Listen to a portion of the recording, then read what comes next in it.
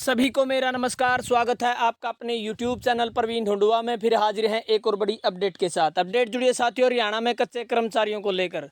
आप सभी को बता दें कि विधानसभा चुनाव में अब की बार गेम चेंजर साबित होंगे कच्चे कर्मचारी, क्योंकि इनकी संख्या लगभग 1 लाख से ज़्यादा हो चुकी है। और यदि सरकार 1 लाख कच्चे कर्मचारियों को पक्का करती है तो बिल्कुल विधानसभा में आपको इसका असर देखने को मिल सकता है और गेम चेंजर साबित हो सकते हैं ये कच्चे कर्मचारी। अब आपको बता दें कि पॉलिसी बिल्कुल तैयार है। 15 अगस्त को बड़ी घोषणा पॉलिसी पर कर सकते हैं हरियाणा के मुख्यमंत्री श्री नैब सिंह सैनी, क्योंकि बार बार सभी पॉलिसियों पर चर्चा हो रही है। और आज कैबिनेट की बैठक है और स्पेशल इसी के रिगार्डिंग जो बैठक बुलाई गई है और आज जो पॉलिसी है उन पर औपचारिक चर्चा होने वाली है। उसके बाद जो भी पॉलिसी लागू करेगी सरकार उसे 15 अगस्त पर अनाउंस करेगी। पूरी डिटेल से आप जानकारी चाहते हैं तो वीडियो को लास्ट तक आप जरूर देखें। चलिए शुरू करते हैं। जैसा कि आप स्क्रीन पर देख पा रहे हैं, भाजपा के लिए गेम चेंजर साबित हो सकती है 1 लाख से ज़्यादा कच्चे कर्मचारियों को पक्का करने की नीति। तो यहाँ पर जो भाजपा सरकार है वो नहीं चाहेगी कि 1 लाख कच्चे कर्मचारियों का लाभ उनको न मिले। तो जो पक्का करने की पॉलिसी है यदि सरकार लेके आती है तो उनके लिए गेम चेंजर साबित हो सकती है। गलियारों में आजकल सबसे ज़्यादा मुख्यमंत्री नैब सिंह सैनी की तरफ से कच्चे कर्मचारियों को पक्का करने की प्रस्तावित नीति की चर्चा हो रही है। यह भी चर्चा हो रही है कि अगर प्रदेश सरकार ने 1 लाख से ज़्यादा कच्चे कर्मचारियों को पक्का कर दिया तो आने वाले विधानसभा चुनाव में भाजपा के लिए अकेले यही नीति गेम चेंजर साबित हो सकती है। पंजाब एवं हरियाणा हाईकोर्ट भी कई बार टिप्पणी कर चुका है कि बेरोजगारी ज़्यादा होने पर लोग कम पैसे पर ही भी अस्थायी नौकरी कर जाते हैं, मगर सरकार एक वेलफेयर स्टेट होती है, इसलिए सरकार को उन कर्मचारियों को लंबी अवधि की सेवा को ध्यान में रखकर सर्विस सिक्योरिटी देनी चाहिए। गलियारों में कहा जा रहा है कि मुख्यमंत्री नैब सिंह सैनी के साथ मुख्यमंत्री के मुख्य प्रधान सचिव राजेश खुल्लर, मुख्य सचिव टीवीएसएन प्रसाद, प्रधान सचिव वी उमाशंकर और मानव संसाधन विभाग के प्रधान सचिव विजेंद्र कुमार के साथ चर्चा हो चुकी है। मंत्रिमंडल की बैठक में इस पर औपचारिक अनौपचारिक तौर पर चर्चा होगी, उसके बाद फाइनल पॉलिसी तैयार होगी।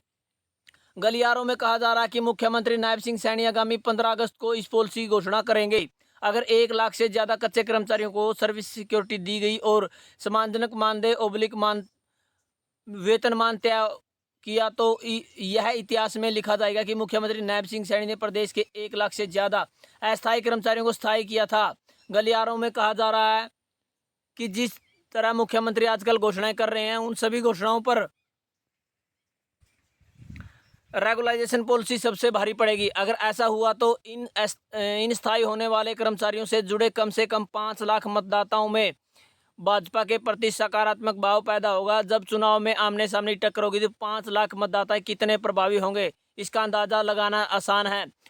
इसका उदाहरण पड़ोसी राज्य हिमाचल प्रदेश में देखा जा सकता है। हिमाचल में सरकारी कर्मचारी पुरानी पेंशन बहाल करने की मांग कर रहे थे। कांग्रेस ने वादा कर दिया कि अगर सरकार बनी तो पुरानी पेंशन बहाल कर दी जाएगी। गलियारों में चर्चा है कि इससे सरकारी कर्मचारी प्रभावित हुए। उसका नतीजा यह निकला कि कांग्रेस को कुल 18,52,504 मत मिले, जबकि भाजपा को 18,14,530 मत मिले, यानी 37,934 मतों के अंतर से भाजपा 25 सीटों पर सीमित रह गई। कांग्रेस 40 सीटें जीतकर सरकार बना पाई। यह अलग बात है कि अन्य पार्टियों उम्मीदवारों को 4,38,413 मत मिले थे। गलियारों में कहा जा रहा है कि अगर 1 लाख से ज़्यादा कर्मचारियों को रेगुलर कर दिया गया तो ये 5 लाख मतदाता गेम चेंजर साबित बन सकते हैं। यह अलग बात है कि 10 साल तक लगातार सरकार बने रहने से एंटी इनकम्बेंसी फैक्टर भी बन जाता है, मगर रेगुलर करने जैसे महत्वपूर्ण फैसलों से इस एंटी इनकम्बेंसी फैक्टर को कुछ हद तक कम किया जा सकता है। तो बड़ी महत्वपूर्ण बात सामने निकल कर आ चुकी है और सरकार तक भी ये बात पहुंच चुकी है कि इनकी संख्या काफ़ी हो चुकी है, यानी जो कच्चे कर्मचारी उनकी संख्या हरियाणा में काफ़ी हो चुकी है और लंबे समय से ये इंतजार कर रहे हैं। यदि सरकार पॉलिसी बनाकर इन्हें पक्का करती है तो ये पॉलिसी गेम चेंजर साबित हो सकती है भाजपा के लिए और दोबारा से तीसरी बार हरियाणा में भाजपा सरकार बन सकती है।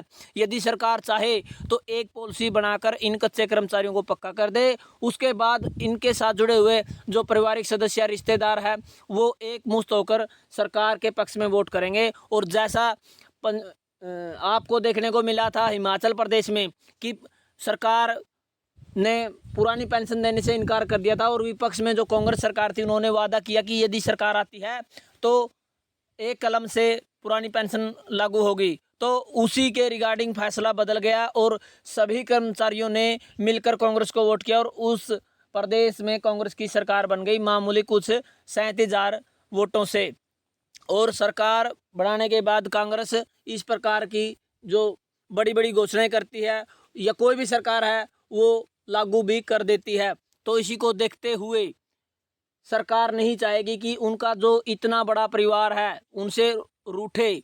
तो अब फिलहाल सरकार ने तैयारी कर ली है। आज की जो कैबिनेट बैठक है उसमें जो पॉलिसी तैयार हुई है, बड़े बड़े अधिकारियों ने जिस पॉलिसी को तैयार किया है उस पर केवल औपचारिक अनौपचारिक चर्चा होगी और फाइनल मोहर लग जाएगी। लेकिन जो फाइनल अनाउंसमेंट है 15 अगस्त 1947 को भारत आज़ाद हुआ था और आज की जो पॉलिसी है यदि लागू होती है तो लाखों कच्चे कर्मचारियों को एक बड़ी आज़ादी मिलेगी, एक छुटकारा मिलेगा जो शोषण होता है, जो गरीबी की ज़िंदगी जी रहे हैं। और सरकार को भी इसका बड़ा फ़ायदा हो सकता है, यदि सरकार चाहे तो बड़ा फ़ायदा उठा सकती है। तो साथियों अपनी मांगों को आप उठाते रहें, सरकार तक आपकी सभी मांग पहुंच चुकी है। सरकार को भी पता है कि इतने बड़े वर्ग को वो नाराज़ नहीं करेंगे। तो बड़ी पॉलिसी आपका इंतज़ार कर रही है, 15 अगस्त को आपको बड़ी पॉलिसी देखने को मिल सकती है। और आज की जो मीटिंग है कैबिनेट की मीटिंग हरियाणा सरकार ने बुलाई है उसमें भी आपको बड़े पॉइंट देखने को मिल सकते हैं पॉलिसी को लेकर। उन सभी बड़े पॉइंटों को यदि आप जानना चाहते हैं तो चैनल से लगातार जुड़े रहें। जैसे ही कैबिनेट की बैठक खत्म होगी तो आपको बड़ी अपडेट इसी चैनल पर मिलेगी। तो लगातार हमसे जुड़े रहें। धन्यवाद। वीडियो देखने के लिए आपका दिन शुभ हो।